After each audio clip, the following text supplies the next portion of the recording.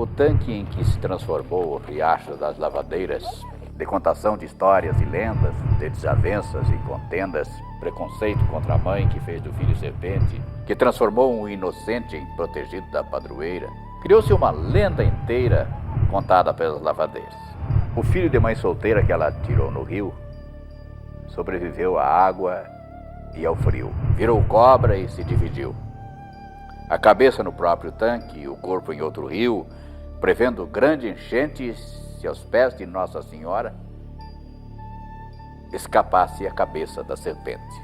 Sobraria a velha cacimba, mas a vontade divina sobrepôs-se a esta sina.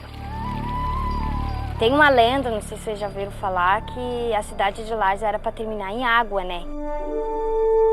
A lenda conta assim, que uma menina, ela era muito, assim, bonita, muito desejada por todos os homens, assim, da região. Uma escrava ou empregada de Correia Pinto, que engravidou. A gente subentende-se que houve uma situação de engravidar forçosamente. E naquela época tinha aquela coisa assim, se a mulher se envolvesse com o homem antes do casamento, haveria era um escândalo, né? E com a vergonha que ela tinha de ter esse filho, com medo de ser morta também. E quando ela ganhou o nenê, ela não tinha como ela voltar para casa dos pais dela e dizer que ela não era mais pura. Ou ela ou a criança, ela resolveu jogar essa criança no tanque. O tanque, que hoje é um belo local da nossa cidade, mas antigamente as mulheres usavam para lavar as roupas, né? E aquela criança se tornou uma maldição. Então jogou essa criança nesse tanque, onde essa criança virou uma serpente. Tinha na época uma senhora que eles falavam que era uma, tipo assim,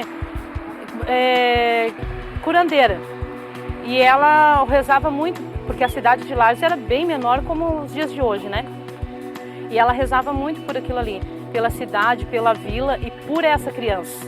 E daí o que aconteceu? Ela colocou tipo uma santa, que eu não sei o nome da santa, como uma guardiã. O que diz o seguinte, se os devotos tirarem a imagem da igreja, a imagem de Nossa Senhora dos Prazeres, né, que está com o pé na cabeça dessa serpente, tirar a imagem, ou não serem bons cristãos ou bons devotos, a cidade pode inundar. Então daí, que aonde fosse os lugares mais altos não pegaria água, né? A única coisa que vai ficar fora vai ser a cruz da Igreja da Santa Cruz. O resto tudo fica inundado. A imagem de Nossa Senhora dos Prazeres, ela saiu da catedral na década de 60, primeira vez. Foi feita assim, uma visita com a imagem eu não sei precisar o ano, mas é mais ou menos na década de 60. Então, e deu enchente. E essa santa, eles vivem num duelo, a santa e a serpente. É tipo assim, Deus e o diabo, sabe? Vivem nesse duelo como que a serpente, ela quer se libertar, mas essa santa não deixa. O tanque seria a cabeça da serpente e o rio Cará seria o corpo da serpente, né? Então, realmente tem até uma lógica aí, se a gente olhar a questão geográfica, né, de você observar a cabeça da serpente e o corpo. E o que acontece? Quando dá muitos dias de chuva, ela se rebela de uma forma que ela diz, na lenda, que ela estica o corpo dela de uma forma onde ela empurra toda a água que está no tanque. E essa água se rende para todos os rios da cidade. Desde que eu me conheço por gente, eu sempre ouvi falar isso. Que São João Maria falou que o dia que Nossa Senhora dos Prazeres desaparecesse ou tirasse, fosse levada da catedral, havia uma catástrofe muito grande aqui dentro de Lages. Quando o seu Zenon ali, esse senhor que quebrou a imagem da santa, deu esses chutes, essas coisas, eu sabia que o resultado ia ser grande. Teve muita gente aqui no bairro que comentou sobre essa história da santa, que essa pessoa foi lá e quebrou, né? E eu até peguei, fui lá e vi mesmo se era verdade que a santa, será que a santa tinha tirado ela de lá ou tinha colocado de volta, né? Eu fiquei assim, sei lá o que a gente pensa, né? Porque tanta coisa, né, que acontece. A imagem foi quebrada em 21 pedaços, né? Então, logo que foi quebrada a imagem, começou aquela chuva ali, e daí estava se aproximando a festa do Pinhão, e em vez das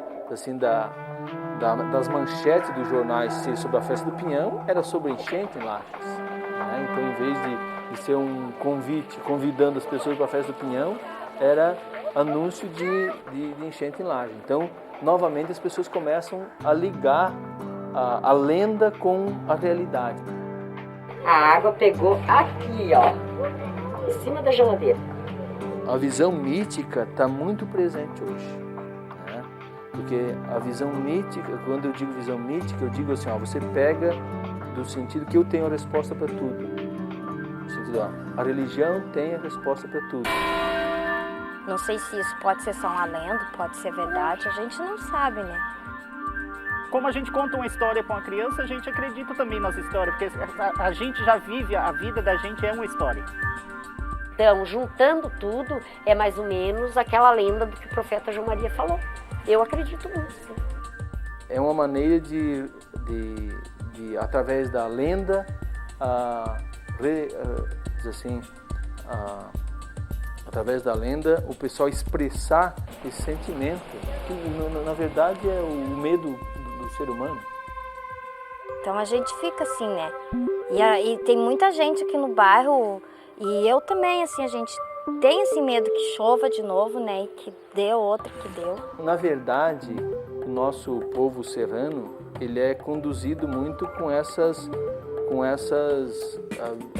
explicações míticas, tendo presente que a sociedade, até pouco tempo, ela era ainda conduzida pelo fio condutor. O fio condutor da sociedade era o religioso. Tudo aquilo do tempo da antiguidade é o que a gente está vendo acontecer hoje, né? E nós estamos no século XXI. E essas coisas não modificam na cabeça das pessoas, né? A questão da lenda, eu não tenho ideia de quantos anos essa lenda percorre os causos de galpão, percorre na cabeça das crianças, dos mais velhos, nas escolas, né? E ela está aí sempre se renovando, porque por isso que eu digo que a lenda tem que ser muito mais séria do que ser olhada como uma coisa que não aconteceu. Restou apenas a lenda do castigo e da inundação, da serpente e do tanque, que na crença popular pode um dia se confirmar.